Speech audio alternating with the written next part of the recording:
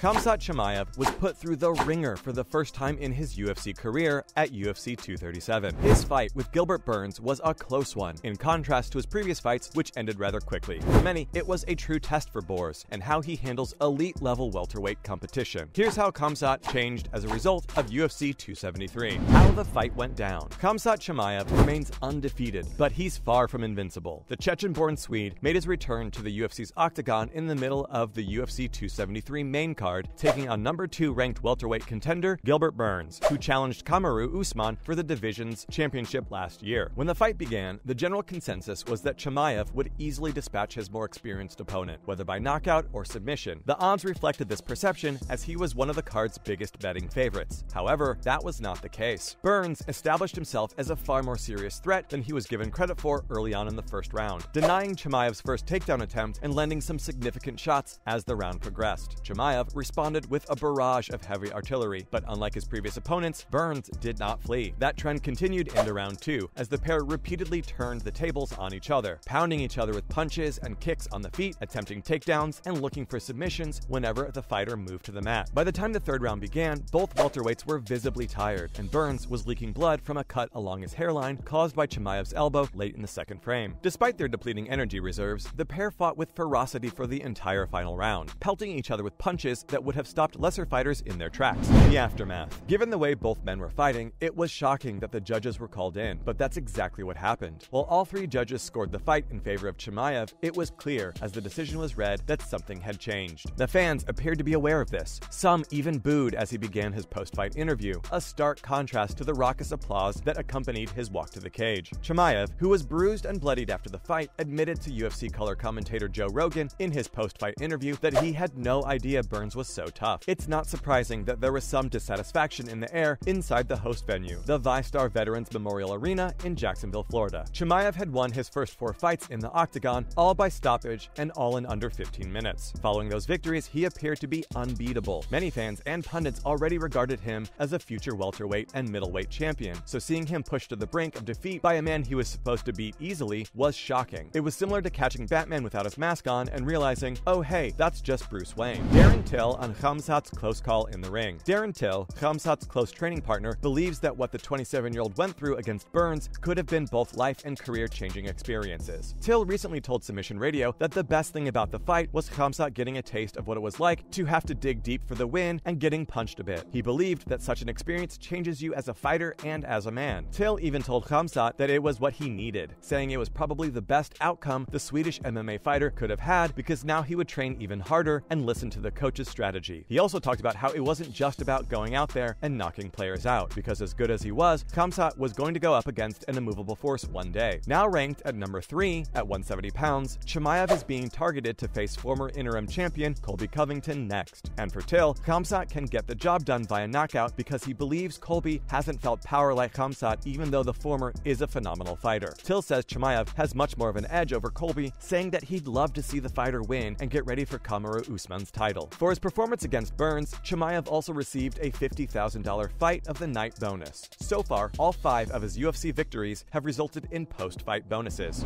Should we have been so surprised? Chimaev was a complete mystery heading into his UFC 273 fight with Burns. Despite his previous dominance in the octagon, we were well aware that he was a venomous finisher with a wolf-like killer instinct, but we didn't know how he'd react if the early finish didn't happen. When you consider this, his hype appears to be a little exaggerated in retrospect. Maybe he'll be a champion, but he'll be easily defeated by the top dogs of the welterweight division, which is ruled by Usman, the sport's best pound-for-pound fighter. However, there is one bright spot in Chimaev's less-than-perfect performance at UFC 273. It answered the majority of his detractors' questions about him. We now know that he can change his game plan if he doesn't get an early finish. We now know that he can hit a hard shot. We now know that he has a solid gas tank, at least enough to fight for 3 hard rounds. We'll see how he does over 5 if he ever gets the chance. Khamzat Chimaev is a human after all. The Chechen Wolf's historic start to his UFC career wasn't going to last forever. That's why it was historic. We'd never seen anything like it before. Even the majority of all-timers don't make it through the top 5 without getting a few scrapes. That's why, in the long run, Saturday was probably a necessary result. It was the ideal way to calm us down and ground Chimaev's path a little more firmly in reality. There is no need to rush now. There will be no more ideals about potential 3-division gold. We can all just relax. Leon Edwards has earned his title shot against Usman 10 times, so the fight can still go ahead as planned. For Chimaev, the Colby-Covington fight makes more sense than ever, because there appear to be plenty of vocal critics who believe a win over a top 3 welterweight exposed Chimaev as a fraud. So let's have the Covington fight settle some lingering doubts. Chimaev will no longer be the betting favorite against the pound-for-pound #1 fighter in the world, but he probably shouldn't have been in the first place. He's 27 years old and just starting out. Finally, the question remains, how good is Khamzat Chimaev? We know he's not invincible after his fight against Burns, but he's an undeniable title contender, and if he can continue to progress at a natural rate, whether it's a few years down the road or at the end of 2022, there is no doubt in our minds that the Wolf will be a UFC champion by the end of this story. His UFC 273 fight, on the other hand, was proof that he can be beaten, and a reminder that every fighter, no matter how good they appear in victory, can be. In other UFC news, Joe Rogan, McGregor vs. Usman is a bad idea. Conor McGregor has recently pushed to fight Kamaru Usman for the welterweight title as soon as he recovers from his recent injury. The Irishman broke his leg in his third fight against Dustin Poirier and had to recover for a long time. Since then, he's been on a mission to move up a division and take on Usman, but Joe Rogan believes he hasn't given it enough thought. According to the UFC commentator, Conor must first face an elite opponent from that division who does not pose as much of a threat as the champ. McGregor is not only fighting at that level for the first time in his career, but he is also recovering from a serious fracture. During a recent episode of Mike Tyson's Hot Boxin', Rogan explained what McGregor needs to do, and maybe listening to him isn't such a bad idea after all. Tyson Fury announces hybrid fight following knockout win. Tyson Fury may have retired after his devastating knockout win over Dylan White earlier this month, but the Gypsy King is already planning a fight with UFC heavyweight champion Francis Ngannou. Fury, who looked as good as ever in his homecoming win over White, had planned to retire from boxing before the heavyweight title fight. The now retired, undefeated heavyweight champion was always willing to do a crossover fight, but fight fans had no idea the wheels would start turning right after his retirement speech. At the end of his post-fight interview, Fury was joined by Ngannou, who announced their plans for a hybrid fight inside the boxing ring. The proposed matchup would feature both fighters wearing MMA gloves and possibly some other unique rules. Well, that's a wrap for this video. How do you think things will pan out for Khamzat after this? Like Daniel Tiller said, could it be the start of something better? Let us know in the comments below, and make sure to give this video a thumbs up and subscribe to our channel for more videos just like this. We'll see you in the next one.